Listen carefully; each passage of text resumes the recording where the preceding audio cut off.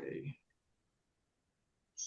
Queridos amigos, buenas tardes. Aquí José Illescas desde Urantia, Toronto. Hoy día, 19 de marzo, empezamos nuestra sesión número 150 de lectura y estudio de la versión 2021 del libro de Urantia. Bien, en esta oportunidad vamos a empezar un nuevo documento, el documento 84, el tercero y último de la serie de documentos que tratan sobre el matrimonio. Eh, este documento 84 se llama El matrimonio y vida familiar y empieza en la página 931, párrafo 1 del libro original. Muy bien, como siempre, hacemos una pequeña oración para que el Padre nos reciba y nos alumbre con su luz y la sabiduría del Espíritu Infinito. Amado Padre, te damos gracias por reunirnos nuevamente. Eh, Te damos gracias por habernos enviado esta maravillosa revelación y te pedimos que abras nuestras mentes y nuestros corazones para sacar la mayor cantidad de lecciones y de verdades de este maravilloso documento sobre el matrimonio. Te pedimos también por este mundo para que eh, se logre la paz en los países que en este momento están en guerra. Te pedimos también por el bienestar de todos. Todo en nombre de Jesús, Cristo Miguel. Amén. Muy bien, vamos a darle la bienvenida a Marlene, que acaba de conectarse, y compartimos nuestro libro ilustrado que después de la reunión se los voy a enviar. Está con ilustraciones, como siempre, de Mundo Urantia, muy lindas. Ok, ahí la tienen. Entonces, Anita, nos lees el primer párrafo, empezando por el título del documento. Tu micrófono está cerrado. Ok, documento 84, el matrimonio y la vida de familia.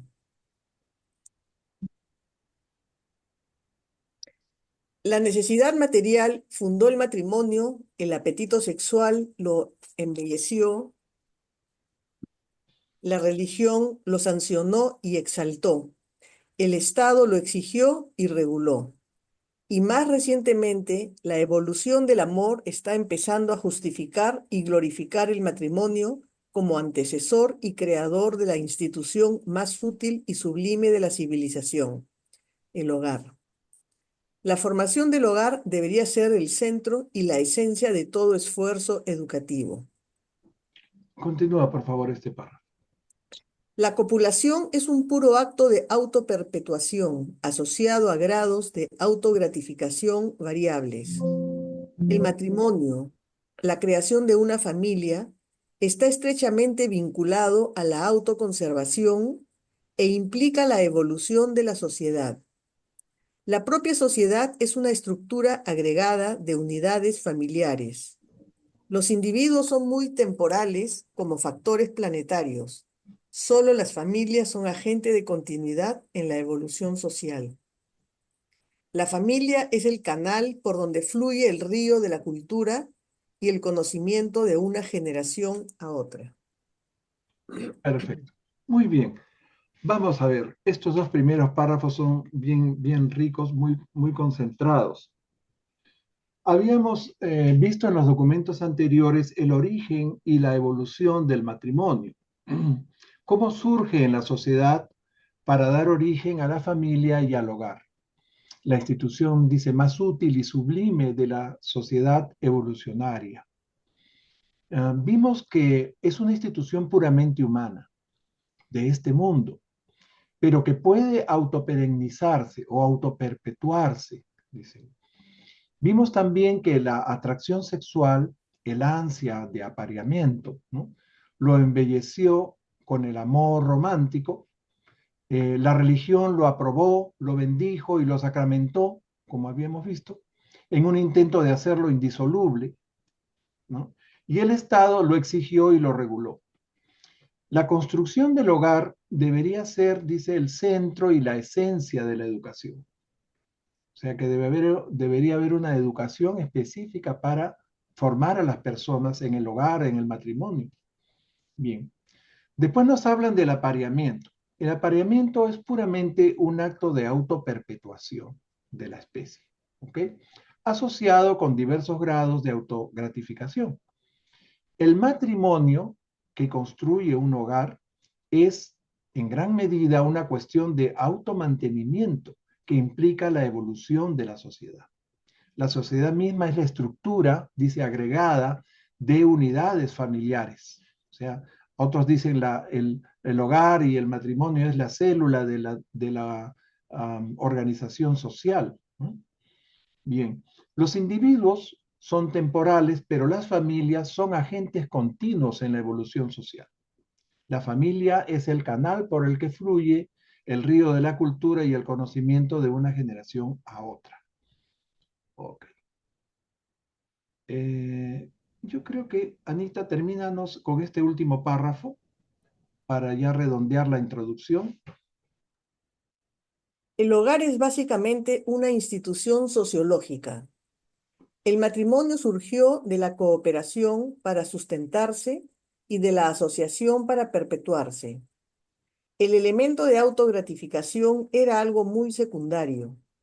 Sin embargo, el hogar abarca las tres funciones esenciales de la existencia humana, mientras que la propagación de la vida lo convierte en la institución humana fundamental y el sexo lo separa de las demás actividades sociales. Ok, miren ustedes. El hogar es una institución social, sociológica, dicen acá. Muy bien. El matrimonio surgió de la necesidad, ¿no? Eh, de una asociación para perpetuarse y sustentarse. ¿Ok? La autogratificación era lo menos importante.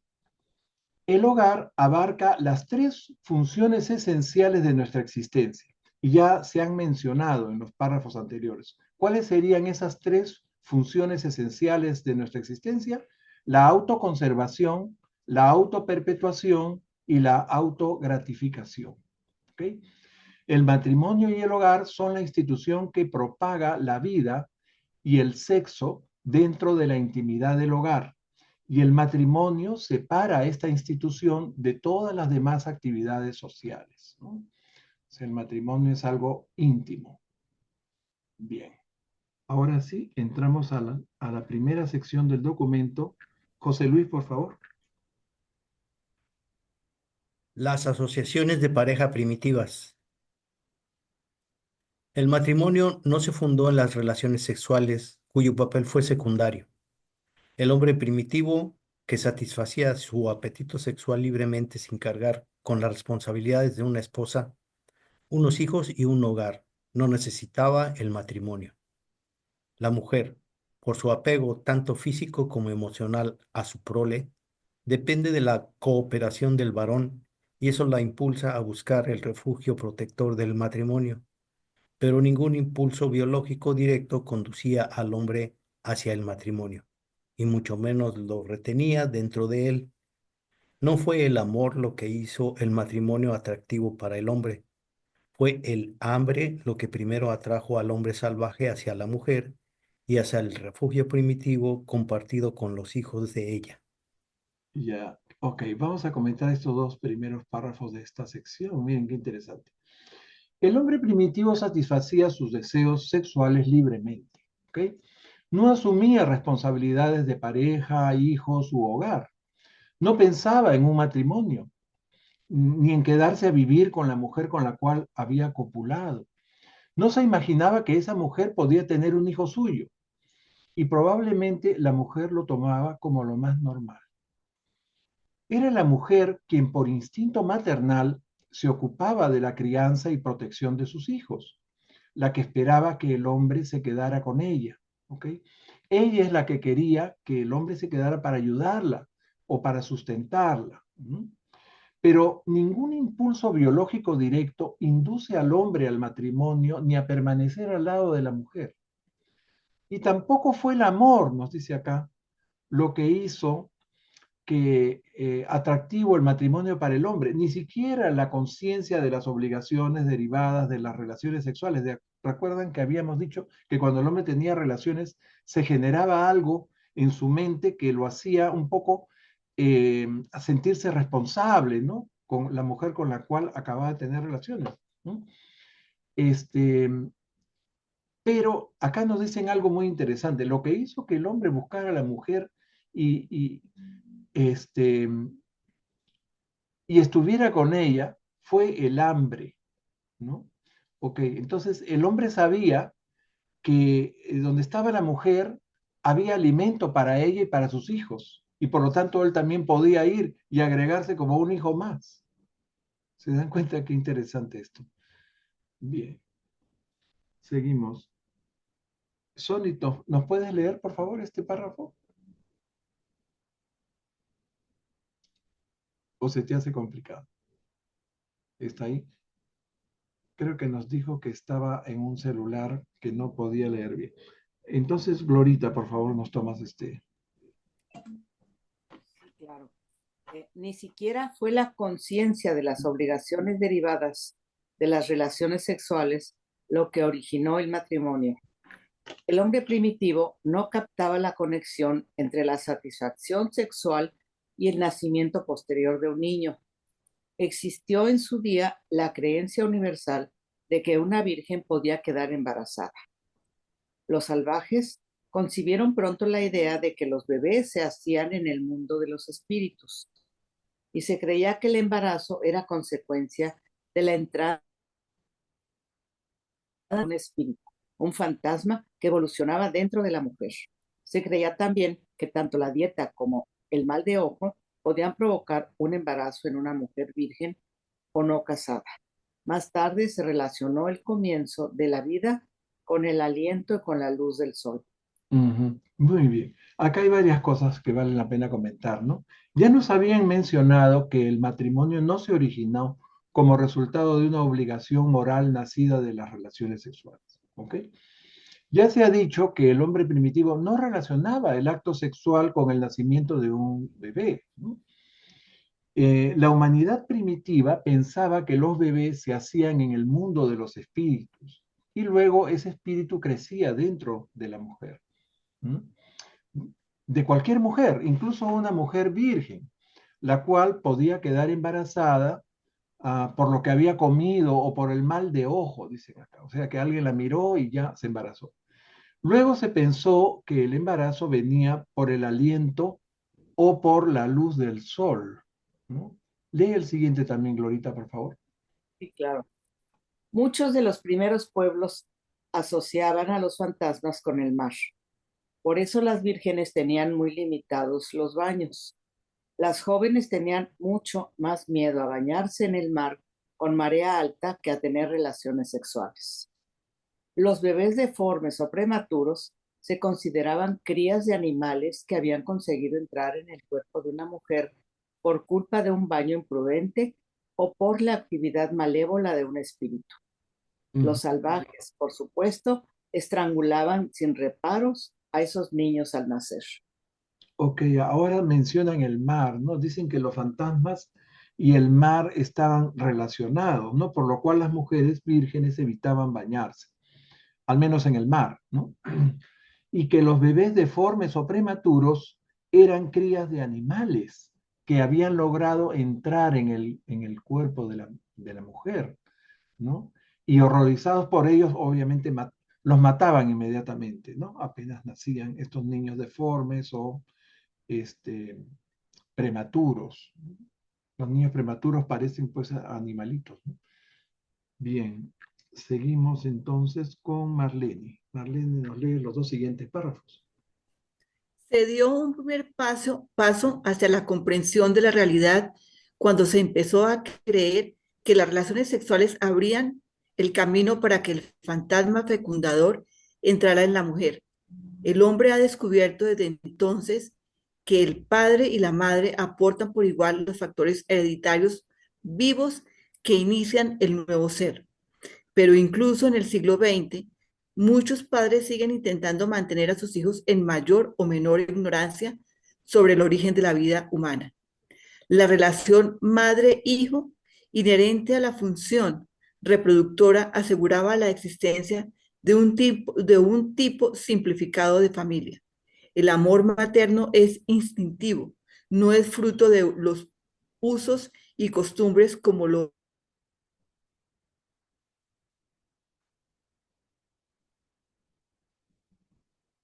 Creo que se le ha congelado el internet a Marlene.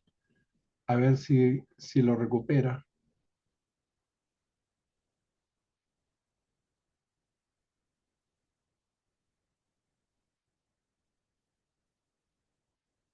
Oh, se quedó congelada Marlene. Creo que va a tener que salir y volver a entrar. Me imagino que sí, si no retoma la señal. Bien,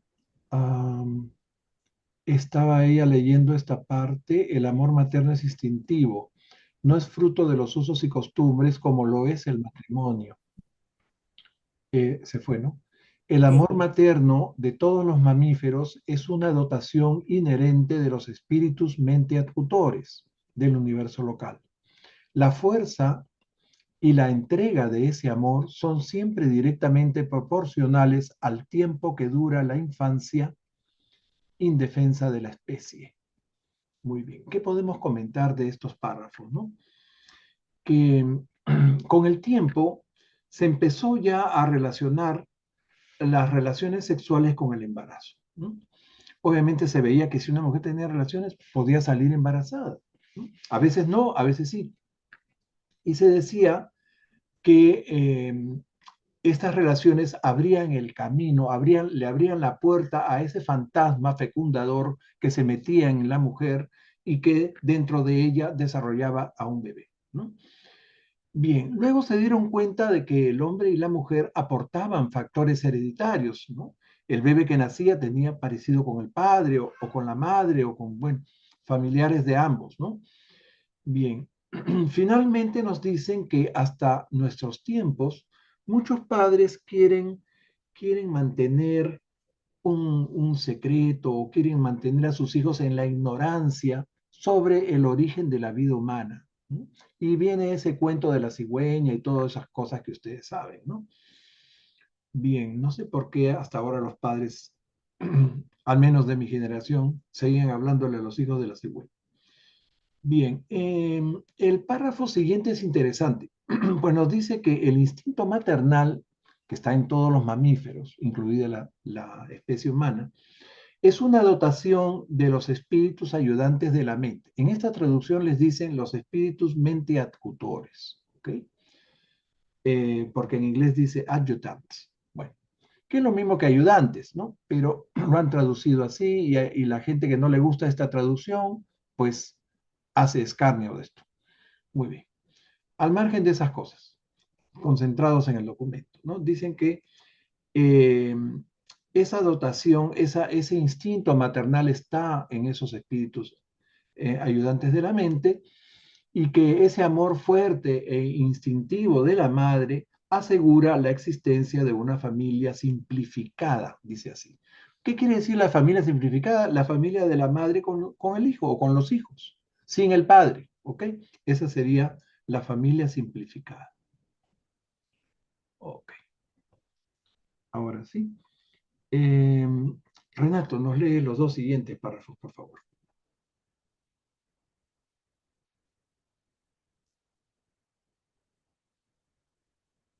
Ah, perdón, Renato no puede leer, me dijo. Entonces le toca a Ani, tú. Renato, disculpa. Voy a ponerte acá una, una señal para no confundir. Anita, nos lee los dos siguientes párrafos. La relación entre madre e hijo es natural, fuerte e instintiva, hasta el punto de obligar a las mujeres primitivas a someterse a muchas situaciones extrañas y soportar privaciones indecibles. Este imperioso amor materno es la emoción restrictiva que ha puesto siempre a la mujer en situación de inmensa desventaja frente al hombre. Y sin embargo, el instinto materno de la especie humana no es irresistible. La ambición, el egoísmo y las creencias religiosas lo pueden frustrar. La asociación madre-hijo no constituye ni el matrimonio ni el hogar, pero fue el núcleo del que surgieron ambos. El gran avance en la evolución del emparejamiento se produjo cuando esas relaciones temporales duraron lo suficiente como para criar a la prole resultante, pues en eso consistió la formación del hogar. Ok, a ver, hasta ahí nomás para comentar estos dos siguientes párrafos. Y en este momento acaba de conectarse Octavio. Octavio, le damos la bienvenida. Siempre Octavio participa aquí con muy buenos comentarios y preguntas. Ok, bien, en este párrafo remarcan... perdón, Marlene está volviendo a entrar. Ok. En este párrafo remarcan lo fuerte que es la entrega de la madre por su hijo o sus hijos, ¿no? Que es capaz de sufrir, dice, privaciones indecibles, ¿no? Por ellos, hasta se puede, qué sé yo, dejar matar una madre por un hijo, ¿no? Y yo creo que el padre también, ¿no? Y esto está hecho así porque está destinado a proteger la cría, ¿no? A proteger a los hijos, sobre todo durante la infancia indefensa que tiene el ser humano. Y esto pues obviamente pone a la mujer en una tremenda desventaja con respecto al hombre, que no gesta ni que tiene ese instinto maternal tan fuerte como la mujer. Finalmente nos dicen que una mujer ambiciosa, egoísta, fanática o fanática religiosa puede ignorar o incluso puede llegar a frustrar ese instinto maternal. O sea, el instinto maternal es fuerte, todo lo que quieran, pero en algunas circunstancias, ¿no? Si la mujer no quiere hacerle caso, pues supera ese instinto, ¿no? Y ahí hay algunas razones por las cuales una mujer puede bloquear por completo esa tendencia biológica natural que todas las mujeres tienen, ¿no? Bien. Habías leído el siguiente también. La asociación madre-hijo. Dice, no constituye el verdadero hogar ni el matrimonio, pero fue la base para que surgiera el hogar y el matrimonio, ¿no? Cuando el padre decidió quedarse a acompañar a la madre, primero por hambre, porque sabía que ahí había comida, ¿no? Eh, y se produjo por eso un gran avance en la evolución de la pareja. Ok, ahora sí. José Luis, por favor, nos lees el siguiente párrafo. Con independencia de los antagonismos que pudiera haber en aquellas primeras parejas y a pesar de la laxitud de la relación, esas asociaciones de hombre y mujer mejoraron considerablemente las posibilidades de supervivencia. Cuando el hombre y la mujer cooperan, incluso aparte de la familia y la prole, son inmensamente superiores en la mayoría de los aspectos tanto a dos hombres como a dos mujeres. Este emparejamiento de los sexos aumentó la supervivencia y fue el comienzo mismo de la sociedad humana. La división del trabajo por sexos contribuyó también a la comodidad y a una mayor felicidad. Ok, creo que ahí termina esta sección. Ok. ¿Qué nos dicen en este último párrafo? Que a pesar de los antagonismos y lo frágil de la relación, esas parejas primitivas mejoraron considerablemente su supervivencia, o sea, la supervivencia de los hijos. Que dos hombres solos o dos mujeres solas son en muchos aspectos muy inferiores a la relación entre un hombre y una mujer. ¿Ok? La pareja heterosexual, ¿no? Aumentó la supervivencia y comenzó la sociedad. Posteriormente, el trabajo compartido de la pareja trajo mayor comodidad y mayor felicidad para ambos, dice acá, una mayor felicidad. Muy bien, pasamos a la siguiente sección. Glory, por favor, nos lees el primer párrafo. Acá el título primero. Es muy interesante esto. Sí, dos, las primeras familias matriarcales. Los dos siguientes. Las hemorragias periódicas de la mujer y su pérdida adicional de sangre en el parto sustentaron la creencia primitiva de que la sangre era la creadora del hijo, entre paréntesis, incluso la sede del alma, cierro, y dieron origen al concepto de los lazos de sangre en las relaciones humanas.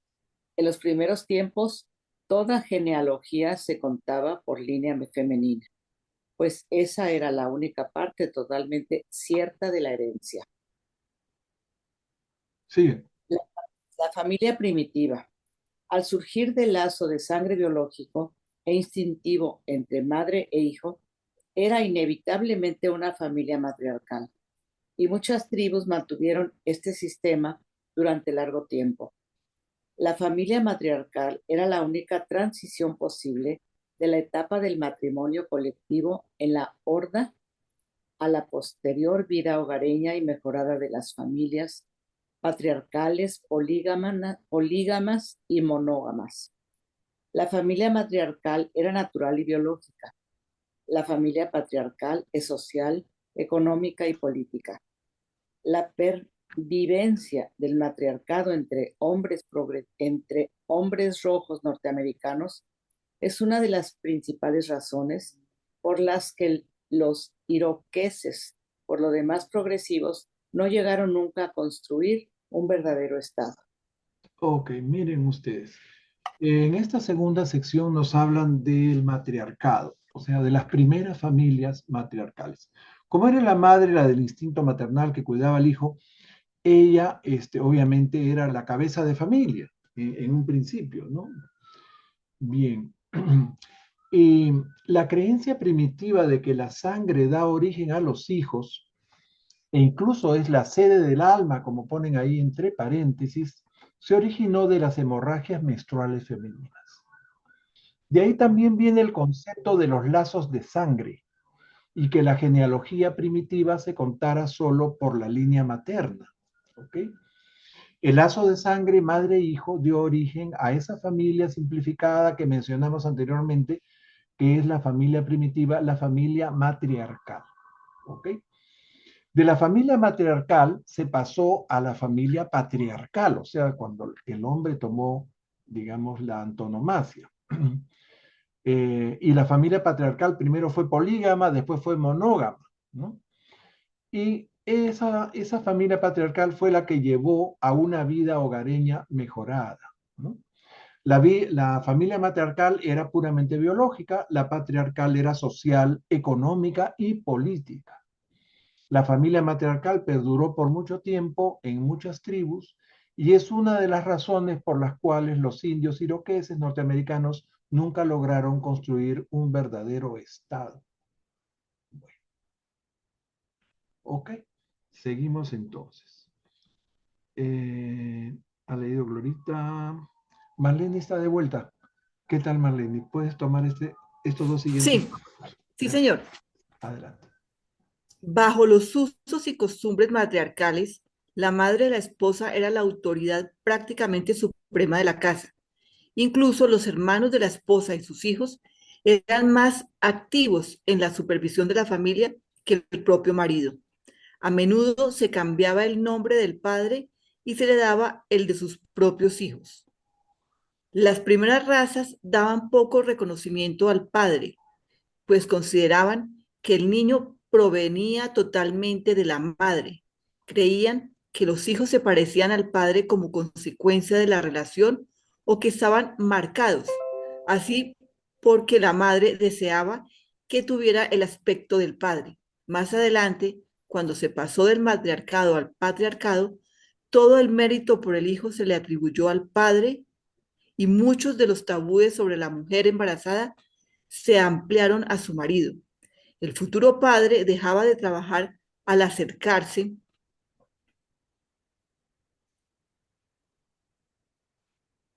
¿Lo subes, porfa? Sí, ahí. Más, no se ve El más, futuro poco padre más. dejaba. Ah, Al acercarse el momento de dar a luz, en el parto se acostumbraba junto con su mujer, se acostaba junto con su mujer y luego guardaba de 3 a 8 días de reposo. La esposa podía levantarse al día siguiente y hacer trabajos pesados, pero el marido se quedaba en la cama a recibir las felicitaciones. todo esto formaba parte de los primeros usos y costumbres orientados a establecer los derechos del padre sobre el hijo. Muy Ok. curioso, ¿no? Miren, acá comienzan a contarnos algunas cosas interesantes, ¿no? Nos dicen que era costumbre matriarcal que la abuela materna, o sea, la suegra, fuera la autoridad de la casa, ¿no? Por encima del marido, quien estaba incluso por debajo de los hermanos de su mujer, o sea, de los cuñados, ¿no? Con frecuencia, dice, al padre le daban el nombre de los hijos, el padre perdía su nombre, ¿no? Hasta ese punto llegaba la influencia matriarcal, ¿no? Este, después, ¿y esto por qué? Porque se consideraba antiguamente que el bebé provenía solo de la madre y que el parecido de un hijo con su padre era debido a que la madre lo había deseado así, o simplemente por el hecho de la relación, ¿no? Porque la madre había visto a ese hombre, ¿no? Se había compenetrado con él y entonces el hijo había salido parecido. Bueno, más adelante, cuando prevaleció el patriarcado, todo el mérito por el hijo se atribuyó al padre, ¿no? Bien, sí, Octavio, ¿querías preguntar? Adelante. ¿No será por el dicho que dice, hijo de mi hija, mi nieto? Hijo de mi hijo, quién sabe. Sí, efectivamente. Entonces, Solo por la eso madre puede asegurar que es su hijo, ¿no? El otro podría ser por el parecido, pero no siempre, ¿no? Bueno, gracias, Octavio, por tu comentario. Un poco jocoso, pero siempre es bueno poner un poco de humor acá. Ok, estábamos hablando sobre este párrafo, haber leído. Oiga, hermanito, perdón, Ya. ya que estamos Sí, en eso, pero los quiere uno como si fueran propios. por supuesto. Bien, también hay, yo digo, instinto paternal. No dicen nada del instinto paternal, pero hay instinto paternal, ¿ah? Yo lo he sentido así. Bien, después acá hablan de otras costumbres, ¿no? Que me pareció muy jocoso esto, ¿no? Eh, que el hombre se fuera a vivir con la gente de su esposa. ¿Esto ya lo hemos leído? No, esto viene a continuación. Ah, no, que el hombre se acostaba, cuando la mujer estaba en el trabajo de parto, el hombre se acostaba junto a ella, ¿no? Y era como que él también daba luz, ¿no? Pero la que se pasaba todo el trajín era la madre.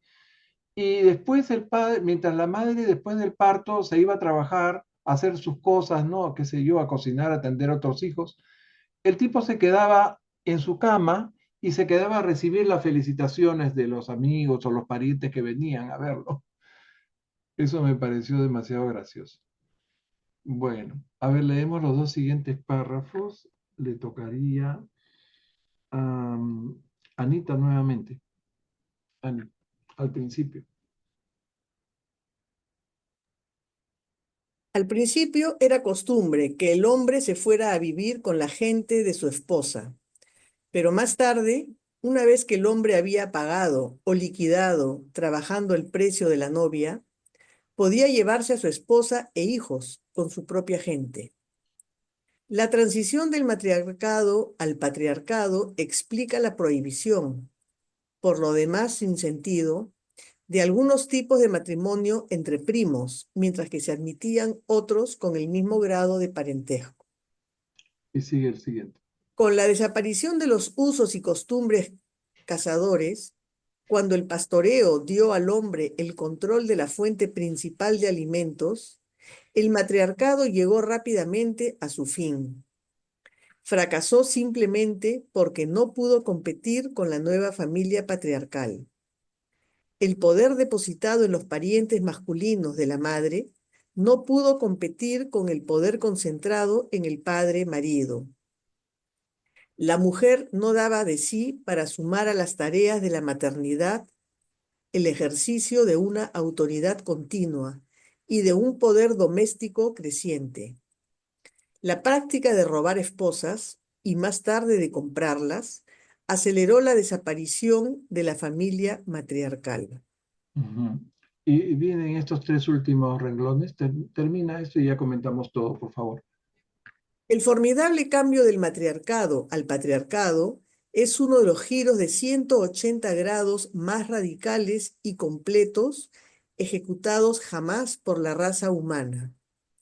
Este cambio trajo consigo un crecimiento inmediato de la expresión social y de la aventura familiar.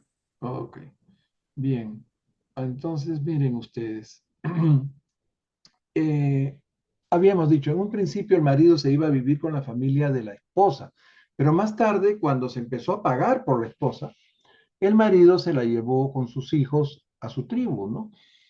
Y durante la transición del matriarcado al patriarcado, se prohibieron algunos tipos de matrimonios entre primos, pero eso era algo medio raro porque algunos se permitían, otros no.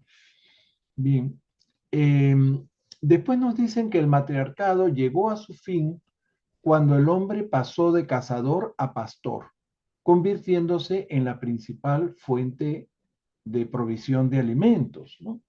Recuerden, la mujer trabajaba la tierra y el hombre se iba a cazar, pero cuando el hombre se convirtió en pastor, entonces ya se convirtió también en el principal proveedor de alimentos.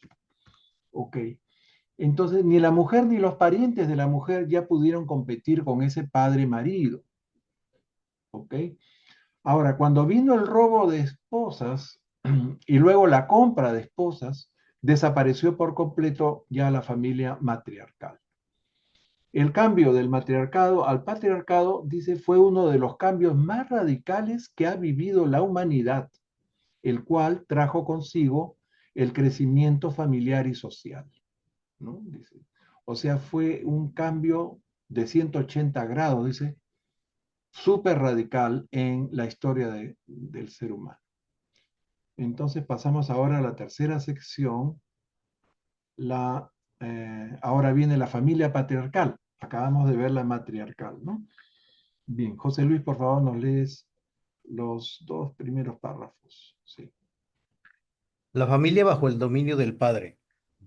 Puede que el instinto maternal condujera a la mujer al matrimonio, pero fue la fuerza superior del hombre unida a la influencia de los usos y costumbres lo que la obligó en la práctica a permanecer dentro del vínculo matrimonial. La vida pastoril tendió a crear un nuevo sistema de usos y costumbres, el tipo patriarcal de vida de familia. Bajo los usos y costumbres de los pastores y los primeros agricultores, la unidad de la familia estaba basada en la autoridad incuestionable y arbitraria del padre. Toda sociedad, ya fuera nacional o familiar, pasó por la etapa de autoridad autocrática de tipo patriarcal. La escasa consideración hacia la mujer propia de la época del Antiguo Testamento es fiel reflejo de los usos y costumbres de los pastores. Los patriarcas hebreos eran todos pastores, como lo atestigua el dicho, el Señor es mi pastor. Ok. Miren ustedes, vamos a comentar estos dos primeros párrafos, ¿no? Dice, ya habíamos dicho que la familia patriarcal empezó cuando el hombre dejó la casa por el pastoreo y se convirtió así en el principal proveedor de alimentos. La unidad de la familia se basó en la autoridad incuestionable y dicen arbitraria, ¿no? Del padre.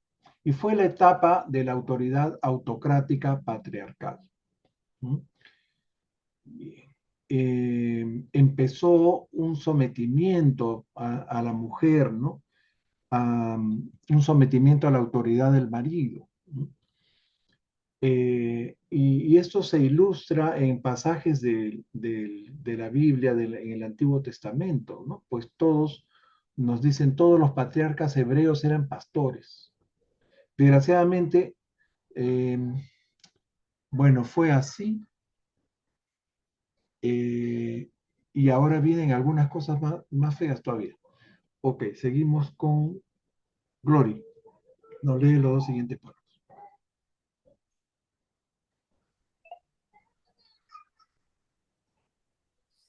La escasa consideración hacia la mujer propia de la época del Antiguo Testamento es fiel reflejo de los usos y costumbres de los pastores. Los patriarcas hebreos eran todos pastores, como lo atestigua el dicho, el Señor es mi pastor. Pero en aquellas edades pasadas, el hombre no tenía más culpa de su falta de aprecio por la mujer que la propia mujer. La mujer primitiva no consiguió obtener reconocimiento social porque no funcionaba entre las emergencias, no tenía actuaciones espectaculares ni heroicas en los momentos de crisis. La maternidad era una clara discapacidad en la lucha por la existencia. El amor materno ponía a la mujer en desventaja a la hora de defender a la tribu. Sigue Por otra este cortito también. Sí, por otra parte. parte, las mujeres primitivas fomentaron involuntariamente su dependencia del varón al admirar y aplaudir su bravura y virilidad. Esta exaltación del guerrero elevó el ego masculino y rebajó en igual medida el de la mujer, al tiempo que le hacía más dependiente. Un uniforme militar sigue despertando poderosamente las emociones femeninas. Ok. A ver, miren ustedes, acá nos dicen que desgraciadamente la mujer también fue culpable, ¿no? De que el hombre abusara de ella, de que eh, la, la dominara de alguna manera, ¿no? Era también culpable de esta situación injusta. Debido a su condición de madre, ya habíamos visto que ella estaba en desventaja con respecto al hombre. No podía salir a luchar o a defender la tribu, ¿no? Más bien tenía que ser protegida por el hombre, ¿no? Eran ellas, dicen también, las que admiraban y aplaudían a los hombres valientes, la virilidad del hombre y su valentía, y que las mujeres siguen teniendo en su ADN una admiración por el guerrero. Bien, ok. Seguimos. Marlene, nos lees el siguiente párrafo, por favor. Entre las razas más avanzadas, las mujeres no tenían ni el tamaño ni la fuerza de los hombres. La mujer, al ser la más débil, tuvo que recurrir a la diplomacia. Pronto aprendió a utilizar sus encantos sexuales. Se hizo más lista y conservadora que el hombre, aunque algo menos profunda. El hombre era superior a la mujer en el campo de batalla y en la casa, pero en casa solía imponerse la mujer incluso sobre los hombres más primitivos. Sigue. El rebaño era el sustento del pastor, pero durante toda la era de pastoreo, la mujer tuvo que seguir proporcionando el alimento vegetal. El hombre primitivo rehuía el trabajo de la tierra, demasiado rutinario y falta de emoción para su gusto. Existía también la antigua superstición de que las mujeres en su calidad de madres hacían crecer mejores plantas. Incluso hoy, en muchas tribus atrasadas, los hombres cocinan la carne y las mujeres los vegetales. Y cuando las tribus primitivas de Australia se desplazan, las mujeres no cazan nunca y ningún hombre se agacharía a arrancar una raíz. Ok. Miren ustedes, este, la mujer sabe que es menos fuerte, ¿no? En términos de fuerza bruta que el hombre, ¿no?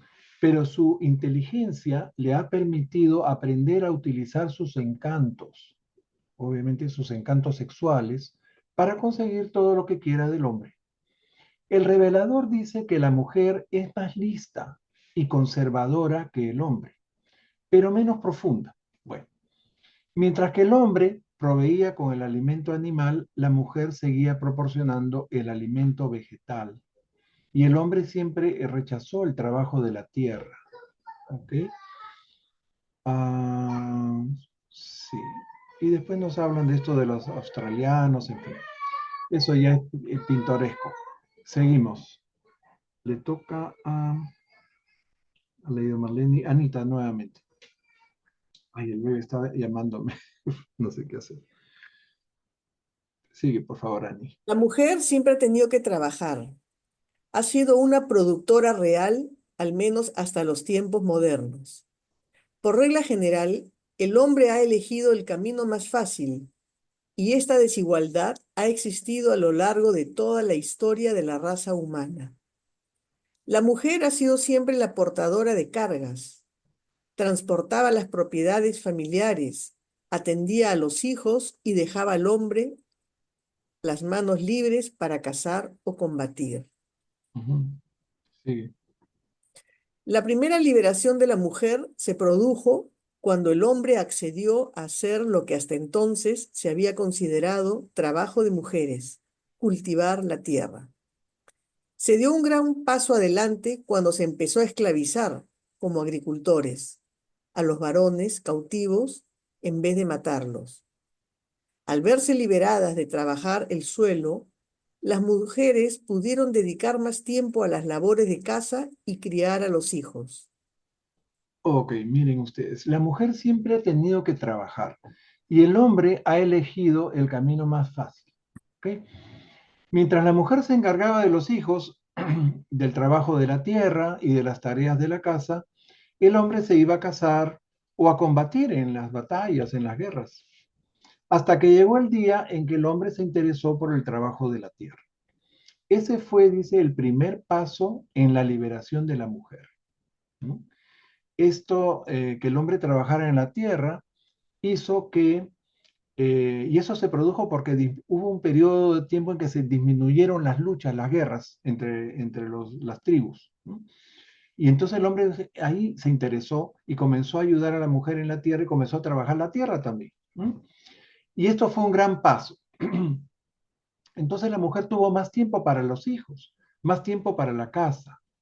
Y después se empezaron a usar a los esclavos o a los vencidos en las guerras para el trabajo duro de la tierra, ¿no?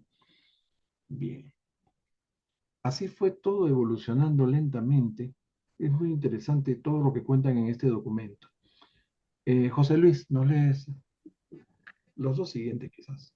Gracias al suministro de leche para los pequeños se pudo destetar antes a los bebés y al reducirse así su periodo de esterilidad temporal, las madres pudieron tener más hijos. Por otra parte, el empleo de la leche de vaca y de cabra redujo considerablemente la mortalidad infantil. En los tiempos anteriores a la sociedad pastoril, las madres solían amamantar a sus hijos hasta los 4 o 5 años. A ver, ahí nomás para comentar esto, porque el siguiente párrafo ya trata de otra cosa, ¿no? Miren, ustedes ven que acá nos cuentan que las madres solían amamantar hasta los 4 o 5 años. Seguramente en algunos sitios todavía las mamás alimentan así, ¿no? Este, hasta que se introdujo la leche de vaca o la leche de cabra, dice, ¿no? Y en la alimentación de los niños. Y eso trajo dos consecuencias. Primero, redujo la mortalidad infantil. Ustedes saben, la leche materna es buena para el bebé, pero creo que hasta los 5 o 6 meses. Se puede prolongar hasta un año, pero después de eso ya la leche materna no le da al bebé los nutrientes que necesita para seguir desarrollando. Sobre todo una de las cosas que menos tiene la leche materna es hierro, y el niño necesita hierro, ¿ok? Bien, entonces el niño que sigue lactando se debilita en ciertos aspectos y puede eso enfermarlo o aumentar la mortalidad infantil. ¿Mm? Bien, entonces esto en primer lugar redujo la mortalidad infantil y en segundo lugar el periodo de infertilidad temporal que tienen las mujeres mientras están amamantando. Cuando una mujer está amamantando, la hormona prolactina bloquea la ovulación. Entonces la mujer no sale embarazada. O sea, en cierta forma es un método natural de anticoncepción, ¿no? Entonces, al suspenderse la lactancia prolongada, la madre pudo embarazarse más pronto, ¿no? Y entonces proveer de más descendencia. Ahora sí, continúa el siguiente y último párrafo, José Luis. Con la disminución de las guerras primitivas, la desigualdad de la división del trabajo basada en el sexo se redujo mucho. Aunque las mujeres tuvieron que seguir haciendo el trabajo real mientras los hombres hacían los piquetes de guardia, ningún campamento o aldea se podía dejar sin vigilancia ni de día ni de noche. Pero incluso esa tarea se vio aliviada por la domesticación del perro. Por regla general, la aparición de la agricultura mejoró el prestigio y la posición social de la mujer. Al menos esto fue así, hasta el momento en que el hombre mismo se hizo agricultor. En cuanto el hombre se dedicó a trabajar el suelo, se produjo un progreso inmediato en los métodos agrícolas que continuó en las generaciones siguientes. El hombre había aprendido en la caza y en la guerra el valor de la organización y aplicó estas técnicas a las actividades productivas. Cuando posteriormente se hizo cargo de muchas de las ocupaciones anteriores de la mujer, introdujo grandes mejoras en los métodos de trabajo poco rigurosos utilizados por ella. Muy bien, este párrafo también es interesante. Dice que al disminuir las guerras, el trabajo en la casa empezó a repartirse más equitativamente, ¿no? Pero los hombres tenían que hacer el trabajo de guardia día y noche, hasta que se alivió parcialmente con la domesticación de perros. Y el trabajo femenino en la tierra le dio prestigio y posición social a la mujer, pero cuando el hombre intervino en la agricultura, se mejoraron las técnicas agrícolas. Lo mismo sucedió en otras áreas del trabajo femenino, ¿no? Nos dice, ¿cuál podría ser? También en la cocina, en la costura, en la tejeduría. Cuando entró el hombre, puso algunos aportes, ¿no? Para mejorar la eficiencia o para hacerlo mejor, porque el hombre que había estado en las guerras o en la casa había desarrollado más el ingenio, ¿no? Que la mujer que estaba en una posición más tranquila. Muy bien. Y así termina ese párrafo, esa sección. Pasamos ahora al estatus de la mujer en las primeras sociedades. Le toca a Glory. Glorita, por favor. Los dos primeros. En términos generales, el estatus de la mujer en cualquier época es un criterio imparcial para juzgar el proceso evolutivo del matrimonio como institución social, mientras que el progreso del matrimonio mismo es un indicador razonablemente preciso de los avances de la civilización humana. Sí, El estatus sí. de la mujer ha sido siempre una paradoja social. Ha sabido siempre manejar con astucia a los hombres. Ha capitalizado siempre el impulso sexual más fuerte del hombre en beneficio propio y para su propio avance. Mediante la explotación sutil de sus encantos sexuales, ha conseguido ejercer a menudo un poder dominante sobre el hombre, incluso cuando éste la mantenía en abyecta esclavitud. Miren ustedes, el estatus de la mujer en la sociedad mide el progreso evolutivo, ¿no? Sobre todo del matrimonio. El progreso del matrimonio refleja de forma razonable y precisa el avance de la civilización. Y aquí el revelador nos narra la forma cruel e injusta de la relación entre el hombre y la mujer en las etapas iniciales de la sociedad. Y comienza diciéndonos que el estatus de la mujer ha sido siempre una paradoja. La mujer ha sabido manejar con astucia a los hombres, usando sus encantos, como habíamos visto, a pesar de haber estado sometida en abyecta esclavitud, nos dicen acá, ¿no? Por el hombre. Bien. Además nos dicen otras cosas. Seguimos. Marlene, por favor, léenos el siguiente párrafo. La mujer de los primeros tiempos no era para el hombre ni amiga, ni novia, ni amante, ni compañera, sino más bien una parte de su propiedad, una sierva o una esclava, y más tarde una compañera económica, un juguete y una productora de hijos.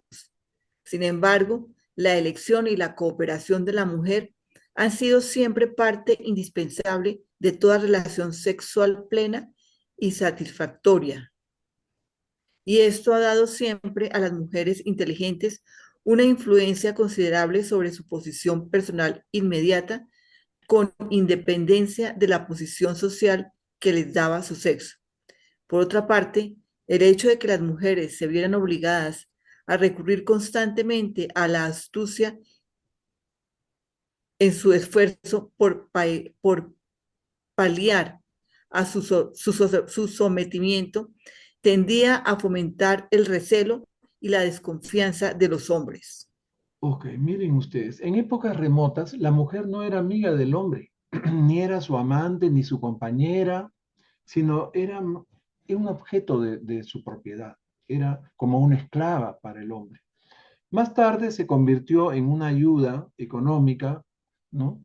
Nos dice un objeto de juego y una productora de hijos. Sin embargo, la cooperación de la mujer ha sido siempre un factor indispensable en toda relación sexual plena y satisfactoria, y esto le ha permitido influir favorablemente en su estatus social a pesar de su condición femenina, socialmente subestimada, como hemos visto, ¿no? Por otro lado, su astucia para evitar su sometimiento despertaba recelo y desconfianza en los hombres. Bien, todo esto es muy interesante. Seguimos. Anita.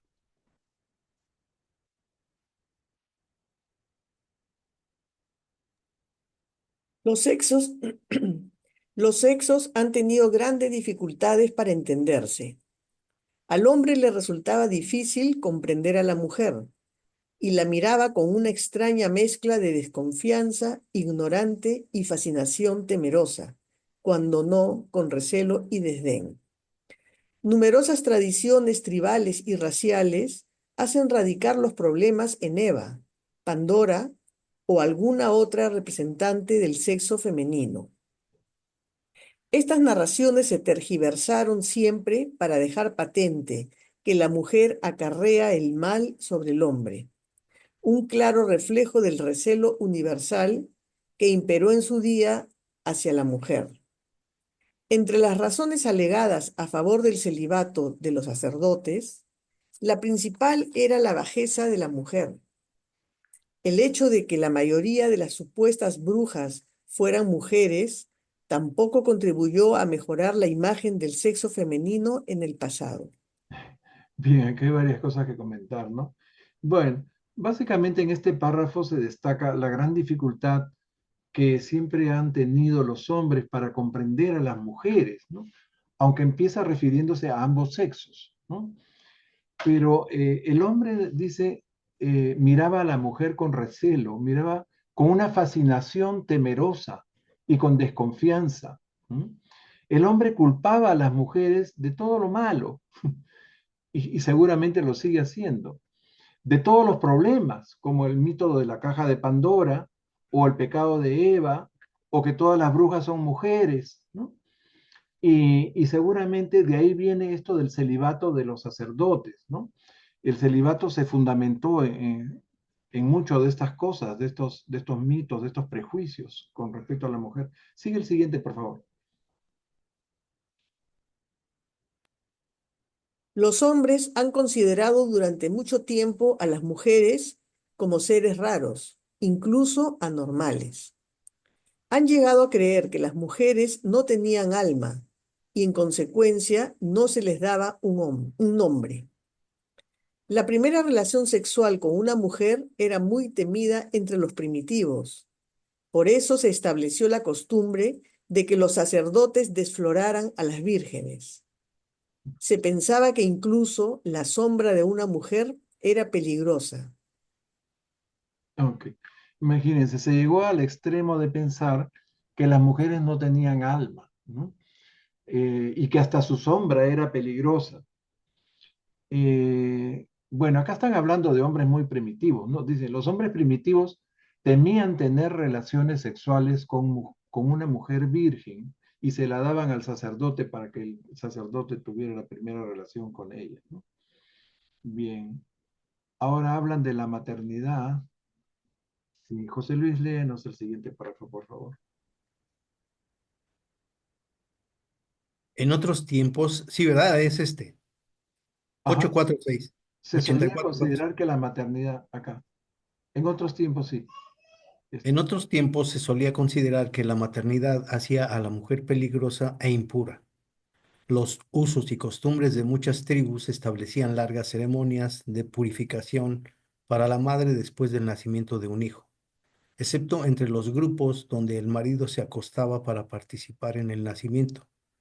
Se rehuía a la futura madre, se le dejaba sola Los antiguos incluso evitaban que el niño naciera en la casa. Finalmente se permitió a las mujeres de edad avanzada asistir a la madre durante el parto y esta práctica dio origen a la profesión de partera. Durante el parto se decían y hacían muchísimas tonterías con intención de facilitar el alumbramiento. Era costumbre rociar al recién nacido con agua bendita para impedir la intromisión de los fantasmas. Miren ustedes. O sea, también se pensó que la maternidad de la mujer era impura y era peligrosa, por lo cual se crearon largas ceremonias de purificación para la madre durante el periodo postparto, que se llama el puerperio, ¿no? Las cuales se exoneraban en los casos en que el marido se había acostado también con la paciente, con la parturienta. Recuerdan que el marido se echaba en la cama junto a la parturienta y después él se quedaba en cama mientras la otra se iba a trabajar. Bueno, entonces en ese caso ya se evitaba la purificación porque había estado el hombre. El hombre no necesitaba purificación, solo la mujer. Bien, luego se permitió que otras mujeres asistieran a la parturienta y esto dio origen a la profesión de partera, de obstetriz.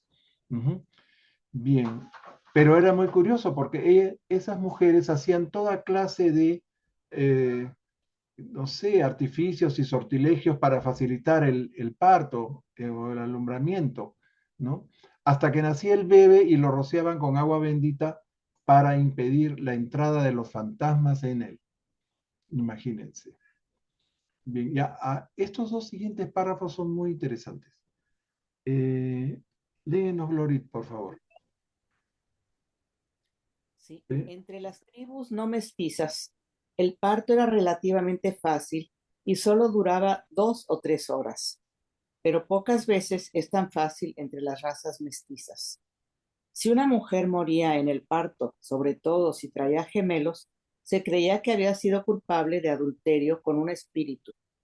Más tarde, las tribus superiores consideraron la muerte durante el parto como voluntad del cielo y se opinaba que esas madres habían perecido por una causa noble. A ver, ahí nomás para comentar esto, miren, este, ¿por qué les digo que es interesante esto? Porque habíamos visto en documentos anteriores que los andonitas, el parto de las mujeres andonitas era indoloro y rápido.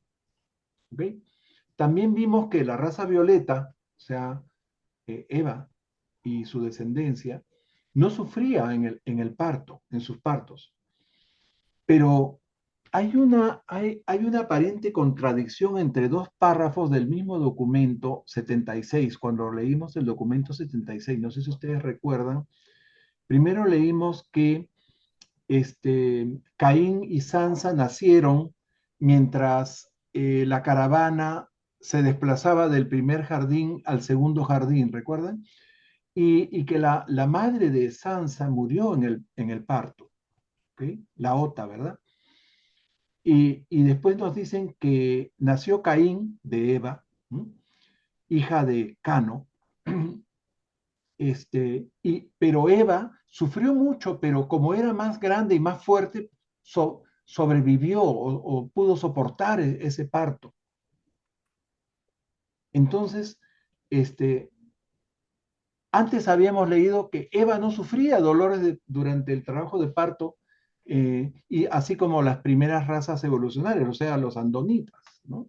Entonces, ¿cómo así sufrió cuando tuvo a Caín? ¿No? ¿Qué creen ustedes? ¿Habría una contradicción entre esos dos párrafos? Primero dicen No, que algo Eva no así. sufría dolores durante el parto, y después, cuando tuvo a Caín, sufrió mucho, pero aguantó porque era más fuerte que Sansa, ¿no? No sería una especie de castigo. Bueno, es que Caín no era hijo de Adán, era De hijo de Adán. Cano, que era Sí, un nodita. sí, Entonces, a nos eso me dice que refiero. cuando viene la mezcla con los noditas es que la mujer empieza a sufrir en el parto, ¿no? Eso es interesante, ¿ve? Y ahí hay una aparente contradicción de párrafos, ¿no? Pero la razón es esa, de que Caín no era hijo, no era de raza violeta pura, ya tenía sangre nodita, ¿ok?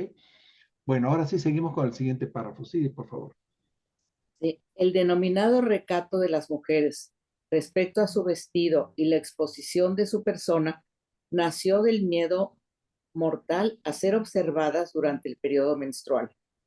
Dejarse ver en tal estado era pecado grave, pues se violaba un tabú. Según los usos y costumbres de antaño, toda mujer, desde la adolescencia hasta el fin de su periodo fértil, estaba sujeta a cuarentena total de la familia y la sociedad durante una semana completa al mes. Todas las cosas que tocara y los lugares donde se sentara o acostara quedaban envilecidos. Fue costumbre durante mucho tiempo golpear brutalmente a las jóvenes después de cada menstruación para expulsar de sus cuerpos al espíritu del mal. Una vez superada la edad fértil, la mujer solía ser tratada y se le concedían más derechos y privilegios. A la vista de todo esto, no es de extrañar que las mujeres fueran menospreciadas.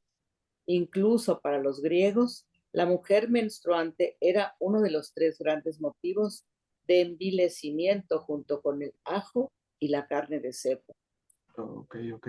Bueno, vamos a analizar este párrafo. Básicamente nos hablan aquí, o comienzan diciéndonos cuál es el origen del recato femenino, ¿no? O sea, el cuidado de las mujeres para no mostrar sus partes íntimas o evitar ser vista durante su menstruación, ¿no? Tenían un miedo mortal, un miedo terrible de que fueran observadas por un hombre durante sus menstruaciones, ¿no? Además, eso constituía un tabú, un pecado grave, ¿no? Bien, antiguamente toda mujer en su periodo menstrual, hasta el fin de su periodo fértil, estaba sujeta a cuarentena, ¿no? O sea, la apartaban de la familia, la apartaban de la sociedad durante una semana completa al mes. Bien. Esto digamos, desde otro punto de vista, era bueno para la mujer, porque la mujer podía estar tranquila una semana al mes. Bueno, pero pensaban ignorantemente que todo lo que una mujer que estaba menstruando tocaba o se sentaba, qué sé yo, se acostaba, quedaba envilecido. ¿Qué quiere decir envilecido? Si buscamos en el diccionario de la Real Academia de la Lengua, dice que el envilecimiento es algo que está sucio, que está manchado, que está pervertido o que está degradado. ¿Ok? Y otra cosa que me pareció terrible, ¿no? Que después de que menstruaban las golpeaban para expulsarle los demonios, los malos espíritus que se habían metido en su cuerpo. ¿Cuánta ignorancia había, Dios mío? Felizmente ya esas épocas se han superado, ¿no? Y después cuentan acá en este mismo párrafo que cuando ya una mujer dejaba su periodo fértil, dejaba de menstruar, entraba en la menopausia, ¿no? Entonces a ella le concedían más derechos, incluso privilegios, ¿no? Bien, después nos dicen curiosamente que hasta los griegos menospreciaban a las mujeres menstruantes, incluyéndola entre los 3 tipos o los 3 motivos de envilecimiento. Ya hemos visto que envilecimiento es lo que corrompe, ensucia, denigra, mancha, degrada, qué sé yo. Entonces, y eso era uno de los 3 motivos de envilecimiento eran la mujer menstruante, los ajos y la carne de cerdo. Y acuérdense que los griegos tenían bastante de sangre adanita y andita. Bueno, pero estaban a ese nivel en esa época. Seguimos. Sigue Marlene, por Sigo favor. yo. Por absurdas que fueran esas nociones de antaño, tenían la ventaja de dar a aquellas mujeres sobrecargadas de trabajo, al menos durante su juventud, una semana al mes de bienvenido descanso y provechosa reflexión. Así podían aguzar el ingenio para tratar con sus compañeros masculinos el resto del tiempo. Esta cuarentena de las mujeres protegía también a los hombres de los excesos sexuales, lo que contribuyó indirectamente a restringir la población y mejorar el autocontrol. Sí, y creo que este es el último párrafo, o estos 2 últimos, léetelos también y comentamos todos juntos. Se hizo un gran avance cuando se negó al hombre el derecho a matar a su mujer a voluntad. También fue un paso adelante que la mujer pudiera quedarse con los regalos de la boda. Más tarde, consiguió el derecho legal a poseer, controlar e incluso disponer de propiedades, pero durante mucho tiempo estuvo privada del derecho a ocupar cargos tanto en la iglesia como en el Estado. La mujer ha sido tratada siempre más o menos como una propiedad, y esto perdura en el mismo siglo XX después de Cristo. Todavía no ha logrado liberarse en todo el mundo de vivir recluida bajo el control del hombre. Incluso entre los pueblos avanzados, el intento del hombre de proteger a la mujer ha sido siempre una manifestación tácita de superioridad. Con todo, las mujeres primitivas no se compadecían de sí mismas como suelen hacer sus hermanas liberadas más recientemente. Estaban al fin y al cabo bastante felices y satisfechas y no se atrevían a imaginar otra forma mejor o distinta de existencia. Ok, y ahí termina esa sección. A ver, vamos a comentar rapidito, ¿no? Nos dicen que hubo un gran avance en la dignidad de la mujer cuando le negaron el derecho a los maridos de poder matar a su esposa, ¿no? Increíble, tenían el derecho de poderla inclusive asesinar, ¿no? Dios mío, cómo ha evolucionado la humanidad por esas etapas. Luego nos dicen que se permitió que las mujeres se quedaran con los regalos de la boda, ¿no? Bueno, después de comentar algo tan horrible, pasa a hablar de los regalos de la boda, ¿no? Luego, tener el derecho legal para poseer y disponer de propiedades, ¿no? Pero todavía no podía desempeñar cargos públicos o algún cargo, alguna jerarquía en la iglesia, ¿no? La mujer todavía, dice, no ha logrado liberarse del control, totalmente del control del hombre, ¿no?